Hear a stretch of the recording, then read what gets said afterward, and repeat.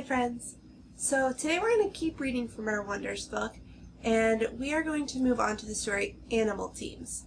When we read this in class, you guys, when we were done, picked a page.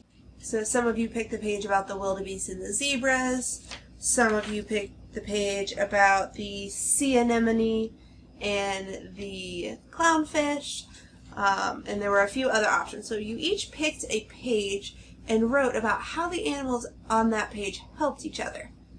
Today, we are going to read this story again, and you're going to keep thinking about those animal teams. That's what the title of the story is, so we're going to be thinking about some animal teams. And this time, when you're done, you are going to choose which animal team is your favorite, which animal team you find most interesting, and you are going to write about your opinion. So we'll talk a little bit more about that later. But while we're reading, and make sure you're reading along with me so you get that practice reading. While we're reading, you are thinking about which animal team is most interesting. Which animal team is most interesting? All right, let's get started. Can a small bird help a big giraffe? Can a shrimp help a fish? Yes, they can. These may seem like odd friends, but many animals work together in teams. These animals help each other in lots of ways. Let's find out how. Think back for a second before we read on to how these animal teams help each other. Think about the story we read yesterday. How did the fish work as a team to help each other?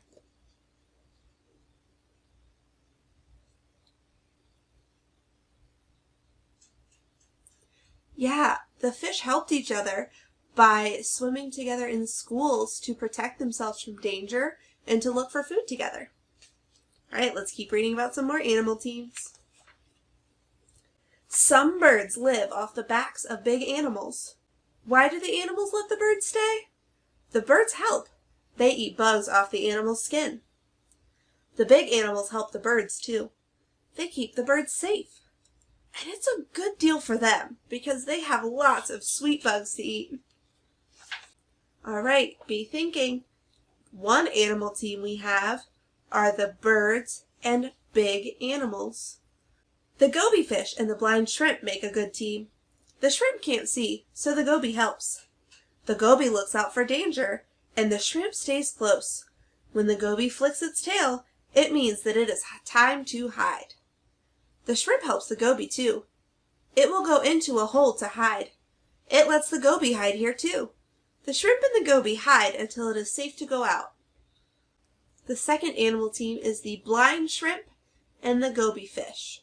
Let's keep reading to find some more animal teams. Zebras and wildebeest live on the hot plains. They both like to eat grass all day. These animals are seen together a lot. Why? They stay together because they can help each other find fresh grass to eat. They also help each other keep safe. If a zebra or wildebeest spots danger, it runs. This tells the rest to run too.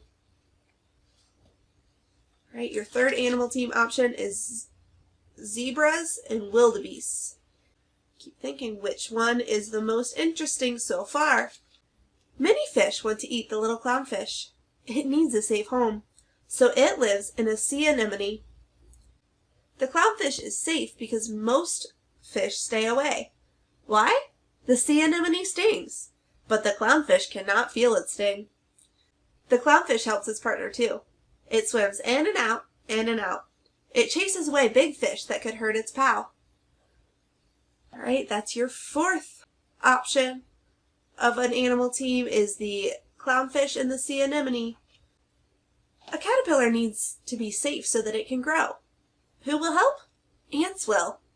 Ants see the caterpillar and take it to a safe place. Why do ants do this? The caterpillar has a sweet liquid on its skin. The ants like the taste.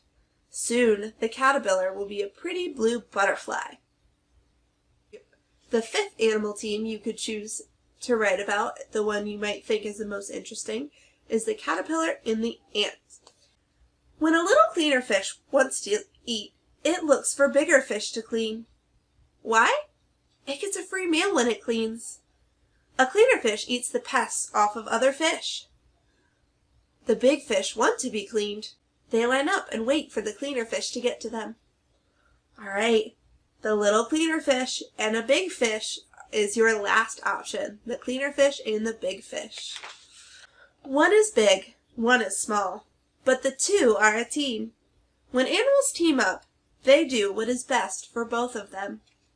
Now that we've read this story one more time, it is your turn to do some writing. So you're going to think, which animal team did you think was the most interesting? Your options, all of the animal teams in the story, were the birds and pigs animals. The second one was the goby fish and blind shrimp. The third one was the zebra and wildebeest. The fourth one was the clownfish and sea anemone. The fifth one was the caterpillar and ants. And the sixth one, was the little cleaner fish and a big fish. So you're going to choose which of those animal teams did you find most interesting. Then you are going to write.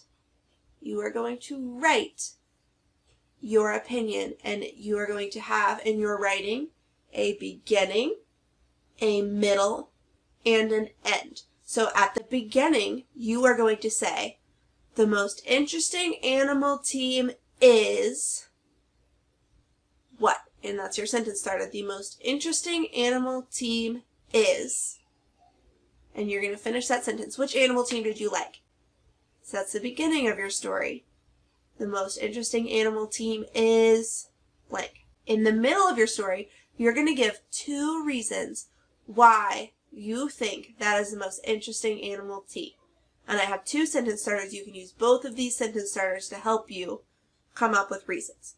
So the first one is, they are interesting because.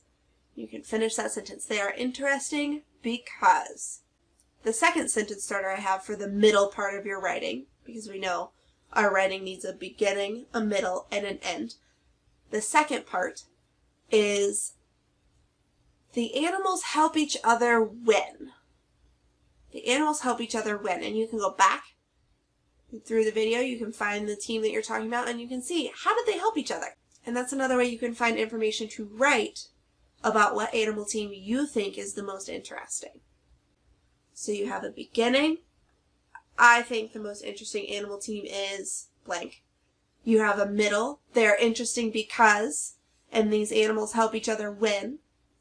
And then at the end, we're going to make a conclusion. And we've talked a lot about how a conclusion, the ending of our writing, talks about what we wrote about.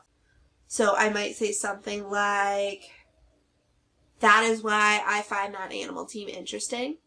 And I would put the animals there. I would say, that is why I think this is the coolest animal team. That is why I think this is the most interesting. You can put it in your own words, but your conclusion, the ending of your writing, should be related to the topic of your writing. And the topic of your writing is the animal team you chose. Okay? So your writing for today has a beginning that has, I think the most interesting animal team is. You're going to fill in the animals of that animal team. You're going to have a middle that gives 2 reasons that you think that's the most interesting animal team. So I think they are interesting because these animals help each other win. And then you're going to have an end that connects back to what you already wrote about. So our writing has 3 parts, the beginning, middle, and end, and you're going to include all 3 parts in your writing. Tomorrow I have a special science experiment that I did at my house, and you might be able to do at your house if you ask an adult at home to help you. Okay? So I can't wait for you guys to see it. It was so much fun to do, and I think you guys will really enjoy it. All right. We'll see you tomorrow. Have fun writing today.